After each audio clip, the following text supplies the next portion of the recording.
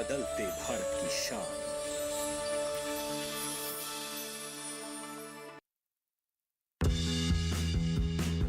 मन की बात है जन जन की, संघर्षों के कुछ किस्से, कहानी कुछ सफलताओं की, अनकही विरासत की, उम्मीदें नए भारत की। महीने के आखिरी रविवार का रहता है इंतजार।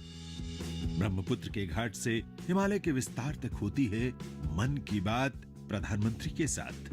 तो सुनिए इस महीने 31 दिसंबर सुबह 11 बजे मन की बात आकाशवाणी और दूरदर्शन के सभी चैनलों पर। इसके अतिरिक्त आकाशवाणी और दूरदर्शन के YouTube चैनल और प्रसार भारती के ऐप न्यूज ऑन एयर पर सजीव प्रसारण लाइव स्ट्रीमिंग के माध्यम से। तो याद रखें 31 दिसंबर सुबह 11 बजे मन की बात।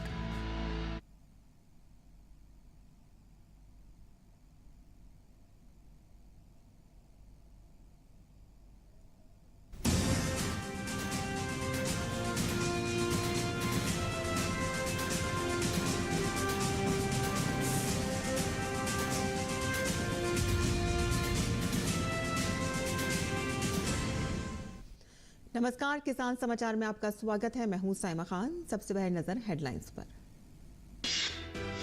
प्रधानमंत्री नरेंद्र मोदी ने कृषि क्षेत्र में ड्रोन के अभ्युदय पर जताई खुशी। कहा कि ड्रोन के प्रयोग से किसानों की कमाई बढ़ने के साथ ही उनके जीवन की गुणवत्ता में हुआ है सुधार।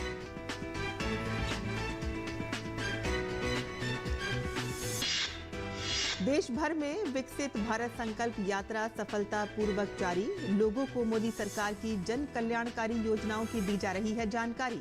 लाभार्थी अपनी जुबानी अपने अनुभव कर रहे हैं साझा।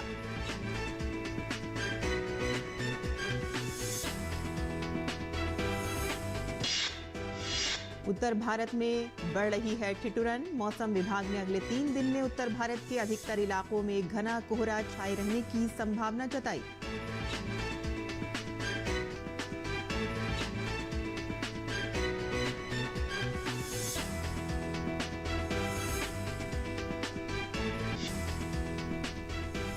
और अब समाचार विस्तार से। प्रधानमंत्री नरेंद्र मोदी ने कहा कि कृषि क्षेत्र में ड्रोन के अभ्युदय से किसानों की कमाई बढ़ी है और उनके जीवन की गुणवत्ता में सुधार हुआ है। प्रधानमंत्री कार्यालय ने केंद्रीय स्वास्थ्य मंत्री मनसुख मांडविया के एक लेख को साझा करते हुए एक्स पर पोस्ट किया। केंद्रीय मंत्री मनसुख मांडविया ने अपने लेख में बताया कि कैसे किसान ड्रोन तरल उर्वरकों के छिड़काव के लिए प्रभावी और कुशल तकनीक प्रदान करता है, जिससे किसानों की कमाई में वृद्धि होती है और उनके जीवन की गुणवत्ता में सुधार होता है। आपको बता दें कि केंद्रीय स्वास्थ्य मंत्री ने अपने लेख एक ड्रोन आंदोलन की शुरुआत में कहा कि कृषि ड्रोन तकनीक हमारी कृषि पद्धतियों को आधुनिक बनाने और बदलने में एक वास्तविक सफलता साबित हो रही है। केंद्रीय स्वास्थ्य मंत्री मनसुख मांडविया ने अपने लेख में कहा कि पंजाब के हरे भरे खेतों की हरियाली से गुजरते हुए मेरा ध्यान दूर से गुजरने वाली ध्वनि की ओर आकर्षित हुआ। स्रोत जानने की उत्सुकता में मैंने अपने वाहन से नीचे उतरा और तरल नैनो यूरिया के छिड़काव के लिए ड्रोन चला रहे 2 ग्रामीण किसानों ने मेरा स्वागत किया। देश के एक ग्रामीण कोने में किसानों द्वारा एक नई अवधारणा को इतने उत्साहपूर्वक स्वीकार किए जाने को देखकर मुझे सुखद आश्चर्य हुआ। मुझे लगा कि भारत के कृषि क्षेत्र के लिए ड्रोन ऋण यहाँ है और जिसने हमारे देश में ड्रोन आंदोलन की शुरुआत की है। किसानों ने मुझे बताया कि उन्हें अपने गांव में विकसित भारत संकल्प यात्रा के दौरे के दौरान कृषि ड्रोन के बारे में जानकारी मिली। उन्होंने कहा कि नई तकनीक तरल उर्वरकों और कीटनाशकों के सबसे कुशलता पूर्वक छिड़काव के लिए बेहद उपयोगी है। प्रधानमंत्री नरेंद्र मोदी ने मजदूरों का हित मजदूरों को समर्पित कार्यक्रम में वीडियो कॉन्फ्रेंसिंग के माध्यम से हिस्सा लिया। इस दौरान इंदौर स्थित हुकुमचंद मिल के श्रमिकों के बकाये से संबंधित लगभग 224 करोड़ रुपए का चेक सौंपा गया। ये कार्यक्रम हुकुमचंद मिल श्रमिकों की लंबित मांगों के समाधान का प्रतीक है। गौरतलब है कि इंदौर में हुकुमचंद मिल 1992 में बंद होने के बाद मिल श्रमिकों ने अपने बकाया के भुगतान के लिए लंबी कानूनी लड़ाई लड़ी और हाल ही में मध्य प्रदेश सरकार ने सकारात्मक भूमिका निभाते हुए एक समझौता पैकेज पर सफलतापूर्वक बातचीत को अंजाम दिया, जिसका अदालतों, श्रमिक संघों, मिल श्रमिकों सहित सभी हितधारकों ने समर्थन किया। पीएम मोदी ने मध्य प्रदेश में नई सरकार के गठन के बाद पहले सार्वजनिक कार्यक्रम में हिस्सा लेने पर खुशी व्यक्त की। उन्होंने कहा कि आज का ये कार्यक्रम श्रमिक भाई बहनों की वर्षों की तपस्या और उनके कई वर्षों के सपनों और संकल्प का परिणाम है। इंदौर के लोग 25 दिसंबर की तारीख को श्रमिकों को न्याय मिलने के दिन के तौर पर याद रखेंगे। मैं आपके धैर्य के आगे नतमस्तक हूं। आपके परिश्रम को प्रणाम करता हूं। साथियों, मैंने हमेशा कहा है कि मेरे लिए देश में 4 जातियां सबसे बड़ी है। ये मेरी 4 जातियां हैं। मेरा गरीब, मेरा युवा, मेरी माताएं बहनें महिलाएं और मेरे किसान भाई बहन। और कार्यक्रम के दौरान प्रधानमंत्री ने इंदौर नगर निगम द्वारा खरगोन जिले के ग्राम सम्राज और आशू खेड़ी में स्थापित किए जा रहे 60 मेगावाट के सौर ऊर्जा संयंत्र की आधारशिला भी रखी। 308 करोड़ रुपए की लागत से बन रहे नए सौर ऊर्जा संयंत्र की स्थापना से इंदौर नगर निगम को बिजली बिल में प्रति माह लगभग 4 करोड़ रुपए की बचत होने की संभावना है। सोलर प्लांट के निर्माण के लिए दी जाने वाली धनराशि के लिए इंदौर नगर निगम ने 244 करोड़ रुपए की ग्रीन बॉन्ड जारी किए थे। ये ग्रीन बॉन्ड जारी करने वाला देश का पहला शहरी निकाय बन गया। इसे अभूतपूर्व प्रतिक्रिया मिली क्योंकि 29 राज्यों के लोगों ने लगभग 720 करोड़ रुपए के मूल्य के साथ उनकी सदस्यता ली, जो जारी किए गए प्रारंभिक मूल्य का लगभग 3 गुना था। इंदौर में एशिया का सबसे बड़ा गोवर्धन प्लांट भी संचालित हो रहा है। इलेक्ट्रॉनिक वाहनों के संचालन को बढ़ावा देने के लिए यहां ई चार्जिंग इंफ्रास्ट्रक्चर का तेजी से विकास हो रहा है। आज मुझे जलूत सोलर एनर्जी प्लांट के वर्चुअल भूमि पूजन का अवसर मिला है। इस प्लांट से हर महीने 4 करोड़ रुपए की बिजली इस बिल की बचत होने वाली है। 4 करोड़ रुपया बचने वाला हर महीने। मुझे खुशी है कि इस प्लांट के लिए ग्रीन बॉन्ड जारी कर लोगों से पैसा जुटाया जा रहा है। ग्रीन बॉन्ड का ये प्रयास पर्यावरण की रक्षा में देश के नागरिकों की भागीदारी सुनिश्चित करने का एक और माध्यम बनेगा। और राजधानी नई दिल्ली में राष्ट्रीय किसान दिवस के अवसर पर रूरल वॉइस एग्रीकल्चर कॉन्क्लेव 2023 का आयोजन किया गया। कॉन्क्लेव में देश भर से आए कृषि वैज्ञानिक, विशेषज्ञ, उद्यमी और प्रगतिशील किसानों ने भाग लिया। देखते हैं ओपी यादव की ये खास रिपोर्ट। किसान नेता और पूर्व प्रधानमंत्री स्वर्गीय चौधरी चरण सिंह की 121वीं जयंती पर देश भर में राष्ट्रीय किसान दिवस का आयोजन किया गया। राजधानी नई दिल्ली स्थित इंडिया हैबिटेट सेंटर में रूरल वॉइस एग्रीकल्चर कॉन्क्लेव एवं NACOF पुरस्कार 2023 का इसी क्रम में आयोजन किया गया। सम्मेलन में भाग लेने आए नीति आयोग के सदस्य प्रोफेसर रमेश चंद ने कहा कि बीते 9 सालों से अधिक के कार्यकाल में देश में कृषि क्षेत्र के लिए केंद्र सरकार ने अभूतपूर्व काम किए हैं। मुझे लगता है कि कोई ऐसी वजह नहीं है कि एग्रीकल्चर की जो भूमिका देश को विकसित बनाने में होनी चाहिए वो इसमें कोई पीछे रहेगा, लेकिन उसके लिए हमें अपना माइंडसेट जरूर बनाना पड़ेगा। कार्यक्रम में भाग लेने आए कृषकों के अध्यक्ष डॉक्टर चंद्रपाल सिंह ने कहा कि किसानों की आर्थिक खुशहाली के लिए भारत सरकार का सहकार से समृद्धि अभियान मददगार साबित हो रहा है। ये बहुत आवश्यक है क्योंकि सहकारी क्षेत्र ही एक ऐसा क्षेत्र है जो इस देश की अर्थव्यवस्था को मजबूत करने में महत्वपूर्ण भूमिका अदा कर सकता है। क्योंकि किसान के खेत का उत्पादन कैसे बढ़े, किसान को वाजिब मूल्य कैसे मिले, किसान को जो आवश्यकताएं हैं उनकी कैसे पूर्ति हो, ये सब सहकारी क्षेत्र के माध्यम से बड़ी आसानी से किया जा सकता है। रूरल वॉइस एग्रीकल्चर कॉन्क्लेव के आयोजक और देश के जाने माने कृषि विशेषज्ञ हरवीर सिंह ने कहा कि कार्यक्रम के आयोजन का मकसद ग्रामीण भारत की आवाज बुलंद करना और किसानों के लिए बेहतर प्लेटफार्म उपलब्ध कराना है।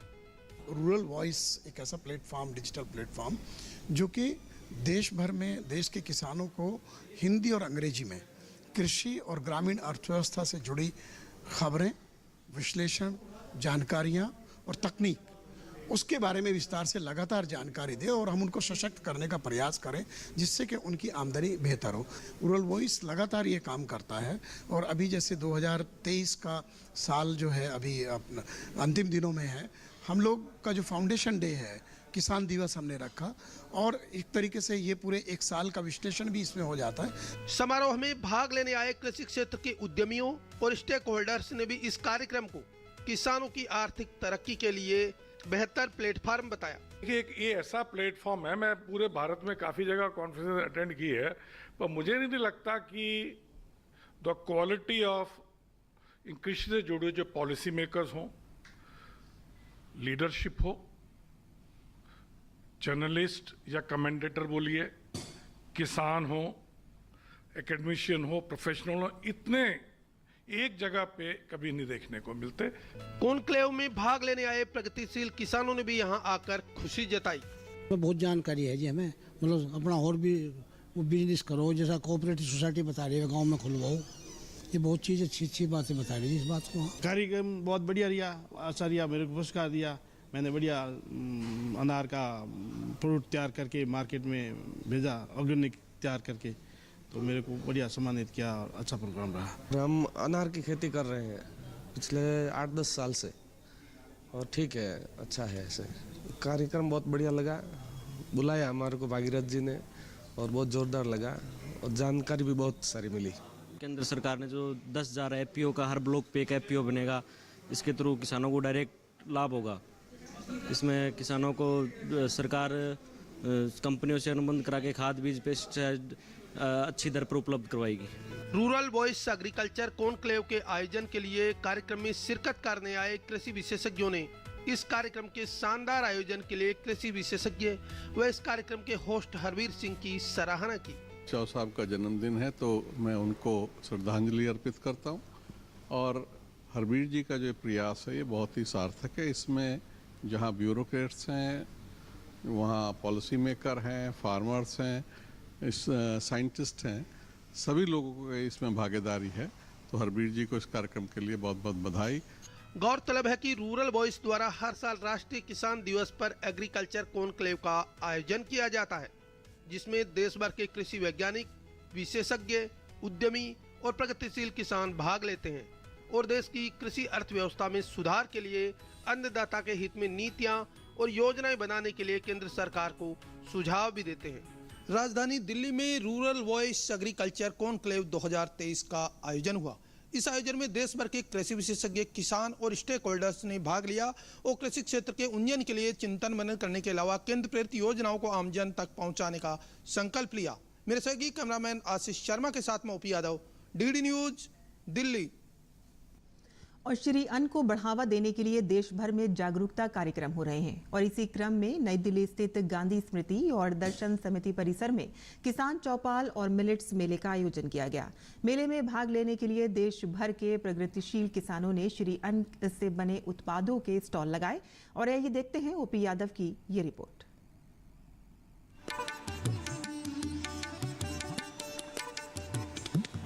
प्रधानमंत्री नरेंद्र मोदी की पहल से देश में श्री अन्न को बढ़ावा देने के लिए मिशन मोड पर काम हो रहा है। इसी क्रम में राजधानी नई दिल्ली स्थित राजघाट परिसर में किसान चौपाल और राष्ट्रीय मिलेट्स मेले का आयोजन किया गया। मेले में भाग लेने आए पूर्व केंद्रीय कृषि राज्य मंत्री हुक्मदेव नारायण यादव ने कहा कि मिलेट्स भारत के पारंपरिक खाद्यान्न हैं। भारत को दुनिया की तीसरी उभरती हुई अर्थव्यवस्था बनाने में मिलेट्स का योगदान रहेगा। विश्व के बाजार में इसका झंडा लहराएगा। उस दिन भारत की अर्थव्यवस्था सही मायने में ये मिलेट ही भारत को दुनिया की अर्थव्यवस्था में तीसरे नंबर पर पहुंचाने में बहुत योगदान होगा। खेती विरासत मिशन के संयोजक बाबा उमेंद्र दत्त ने कहा कि श्री अन्न की खेती को बढ़ावा देने और लोगों को इसके बारे में जानकारी देने के लिए किसान चौपाल और मिलेट्स महोत्सव का आयोजन किया गया है। हम उम्मीद करते हैं कि मिलेट हमारी खेती की मुख्य धारा और मिलेट हमारे भोजन का मुख्य आधार ये बने, इसके लिए ये प्रयास सफल होगा। मेले में भाग लेने आए किसान नेता नरेश सिरोही ने कहा कि श्री अन्न के बारे में ज्ञान वर्धन व जागरूकता बढ़ाने के लिए किसान चौपाल का आयोजन किया गया है। बहुत सारे किसान देश भर से आए हैं, तो उनमें आपस में समन्वय करना, एक दूसरे से जो नॉलेज एक्सचेंज वाला प्रोग्राम है, उस नाते ये किसान चौपाल की गई है। किसान चौपाल में भाग लेने आए युवा कृषि विशेषज्ञों ने भी युवाओं के लिए बेहतर भविष्य के लिहाज से कृषि को महत्वपूर्ण बताया। युवा एग्रीकल्चर से पढ़ाई करके और अपना एग्रीकल्चर में स्कोप अगर तलाशें तो एग्रीकल्चर में अपार संभावनाएं हैं। कोई एग्रीकल्चर से बीएससी करने के बाद में दूसरे सेक्टर के हिसाब से देखा जाए तो लॉट ऑफ अपॉर्चुनिटीज है अपने पास में। इस मेले में भाग लेने आए लोगों ने भी श्री अन्न को स्वास्थ्य व पोषकता के लिहाज से गुणकारी बताया। मैं रिक्वेस्ट करती हूँ सबसे और लोग भी खाएं, क्योंकि मैं 40 ईयर की हूँ और अभी मैंने 10 किलोमीटर मैराथन करी थी एंड 3rd रैंक आई है मेरी। रोटी मैं बिल्कुल नहीं लेती हूँ, मुझे पसंद भी नहीं है, उसके इंस्टेड मैं मिलेट ही लेती हूँ। मिलेट्स मेले में श्री अन्न से बने उत्पादों के स्टॉल लगा रहे प्रगतिशील किसान भी अपने उत्पादों की बिक्री से उत्साहित दिखे। लोगों के अंदर आयुर्वेद के प्रति, मिलेट्स के प्रति, ऑर्गेनिक के प्रति बहुत ज़्यादा जागरूकता है ऑलरेडी और बढ़ती जा रही है इन कार्यक्रमों के माध्यम से। हमें निमंत्रण मिला तो हम सोच रहे कि जो जवारी का ब्रांड है वो वर्ल्ड में आना चाहिए। पहली बार भारत में ये हम एक घी लेके आए हैं जो गौए मिलेट्स खाती हैं, राजस्थान, महाराष्ट्र और हिमाचल की। अगर जो हम स्टार्टिंग से ही अपने बच्चों को मिलेट्स वगैरह देते रहेंगे तो उनकी बोन भी मजबूत होगी, उनकी जो इम्यूनिटी पावर है वो मजबूत होगी। मोशन के लिए सर फायदेमंद है, गवर्नमेंट की तरफ से है और लोग सपोर्टिव हैं। जो मिलेट हैं हमारे, जो पुराने मुगल अनाज हैं, इनमें फाइबर की भरपूर मात्रा है। जो मिलेट है उसको अगर हम कंपेयर करें सीरियल के साथ तो इनके हेल्थ बेनिफिट्स उससे 10 गुना ज़्यादा है। खेती विरासत मिशन की तरफ से मैं मिलेट के प्रमोशन में लगा हुआ हूँ। मिलेट से संबंधित जो उत्पाद हैं ये लोगों को आजीविका के लिए भी और साथ में सेहतमंद रहने के लिए भी दोनों रूप से फायदेमंद है। गांधी स्मृति एवं दर्शन समिति राजघाट व शिक्षा संस्कृति उत्थान न्यास और खेती विरासत मिशन SGT यूनिवर्सिटी गुरुग्राम तथा अफोर्डेबल प्राइवेट स्कूल एसोसिएशन के संयुक्त तत्वाधान में आयोजित इस 2 दिवसीय किसान चौपाल व मिलेट्स मेले में कृषि वैज्ञानिकों, उद्यमियों और प्रगतिशील किसानों और दिल्ली NCR के स्कूली बच्चों ने भाग लिया। राजधानी नई दिल्ली स्थित राजघाट परिसर में किसान मेले का आयोजन किया गया। इस मेले में एक और जहां कृषि चौपाल का आयोजन किया गया, वहीं दूसरी ओर कृषि से संबंधित उत्पादों के स्टॉल भी लगाए गए। इन स्टॉल्स पर मिलेट्स के प्रमोशन से संबंधित कई तरह के न केवल उत्पाद बिके बल्कि खरीदारों ने जमकर रुचि भी दिखाई। मेरे सहयोगी कैमरामैन ललित के साथ मैं OP Yadav, DD news, Delhi. और किसान समाचार में अब बात करते हैं विकसित भारत संकल्प यात्रा की।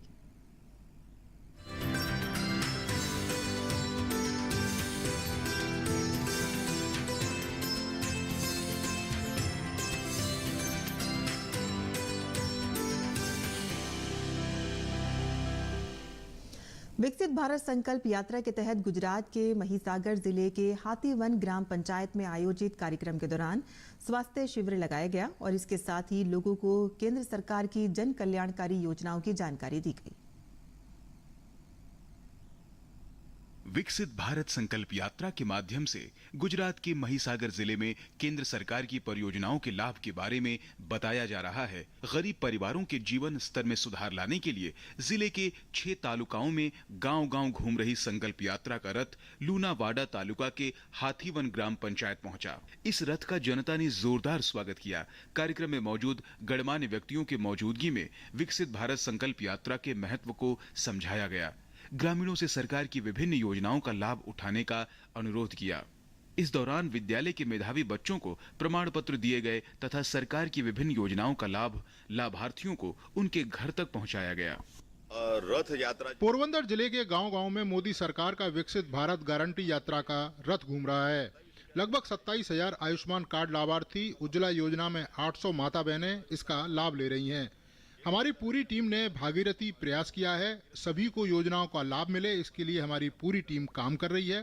पूरे गुजरात में 24 जनवरी से ये रथ लगातार घूम रहा है और इस रथ के कारण घर घर में मोदी सरकार की योजनाओं का लाभ लोगों को मिल रहा है। जो टीम सभी लोगों को योजनाओं का लाभ दे रही है, उनका हम शुक्रिया अदा करते हैं। मेरी कहानी मेरी जुबानी के तहत विभिन्न योजनाओं के लाभार्थियों ने अपनी सफलता की कहानी बताई और बाकी लोगों को भी इसका लाभ लेने के लिए प्रोत्साहित किया। स्कूली छात्रा ने प्राकृतिक खेती के जरिए पर्यावरण संरक्षण पर अपने विचार रखे। ग्रामीणों ने देश में हो रहे विकास से संबंधित फिल्म देखी और 2047 तक विकसित भारत बनाने का संकल्प लिया। मुझे पोषण स्कीम के पैकेट मिले हैं। हर महीने 4 पैकेट मुझे मिलते हैं। मोदी सरकार के आयुष्मान कार्ड योजना का लाभ मुझे मिला। मेरा ऑपरेशन हुआ। मोदी सरकार का धन्यवाद। मैं पहले गांव में चूल्हे पर रोटी बनाती थी, लेकिन मोदी सरकार की उज्ज्वला योजना के तहत मुझे फ्री में गैस सिलेंडर मिला। अब मैं गैस पर खाना बनाती हूँ, जिससे समय भी बचता है और मैं इसके लिए मोदी सरकार का बहुत बहुत धन्यवाद करती हूँ। कार्यक्रम में आंगनबाड़ी दीदी ने स्टॉल के जरिए लोगों को पौष्टिक आहार के महत्व को समझाया। इस मौके पर लगे स्वास्थ्य शिविर में ग्रामीणों ने अपनी जांच करवाई। साथ ही किसानों को कृषि में ड्रोन के माध्यम से दवा के छिड़काव की जानकारी दी गई। Bureau report, DD news. और देश के कई इलाकों में कोहरा दिखने को मिल रहा है। श्रीनगर, हरियाणा के अंबाला, मध्य प्रदेश, पंजाब और मेरठ सहित देश की राजधानी दिल्ली में घना कोहरा छाया रहा। दिल्ली में हल्के कोहरे के बाद से थोड़ी राहत रही। वहीं दिल्ली और श्रीनगर में कोहरा छाए रहने के बाद विजिबिलिटी कम हुई है। गौरतलब है कि दिल्ली में तापमान में गिरावट के बाद घना कोहरा देखने को मिला है। वहीं पश्चिम बंगाल में ठंड का प्रकोप जारी है। कोलकाता में घने कोहरे के कारण नेताजी सुभाष चंद्र अंतर्राष्ट्रीय हवाई अड्डे पर परिचालन बाधित हुआ है और कम दृश्यता के कारण एयरपोर्ट से विमानों का परिचालन प्रभावित हुआ है, जिसके चलते कई फ्लाइट्स आने जाने में देरी हो रही है।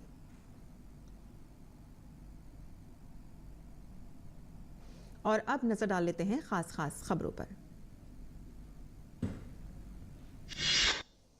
देश के पूर्व प्रधानमंत्री और भारत रत्न अटल बिहारी वाजपेयी की जयंती पर राष्ट्रपति द्रौपदी मुर्मू ने सदैव अटल पहुंचकर पूर्व प्रधानमंत्री और भारत रत्न अटल बिहारी वाजपेयी को उनकी 99वीं जयंती पर पुष्पांजलि अर्पित की। देश के उपराष्ट्रपति जगदीप धनखड़ ने सदैव अटल पहुंचकर पूर्व प्रधानमंत्री और भारत रत्न अटल बिहारी वाजपेयी को उनकी 99वीं जयंती पर पुष्पांजलि अर्पित की।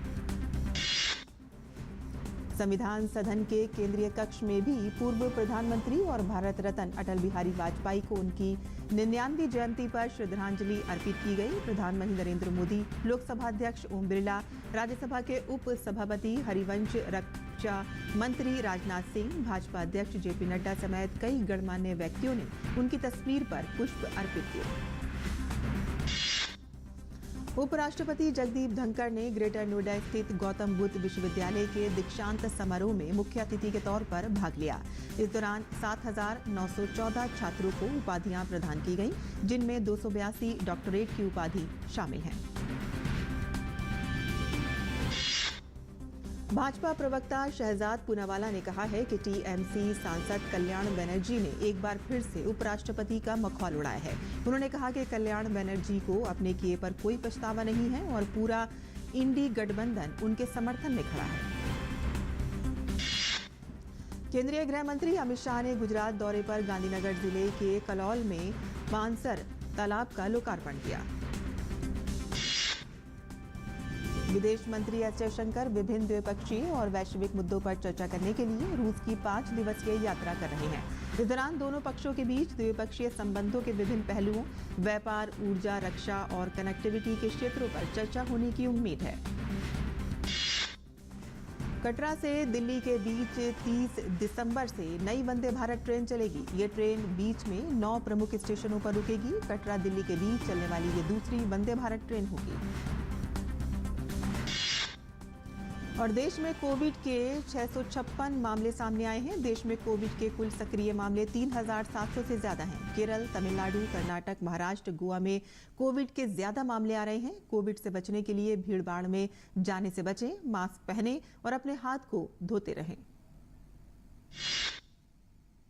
और किसान समाचार में आज के लिए बस इतना ही। अनुमति दें। नमस्कार।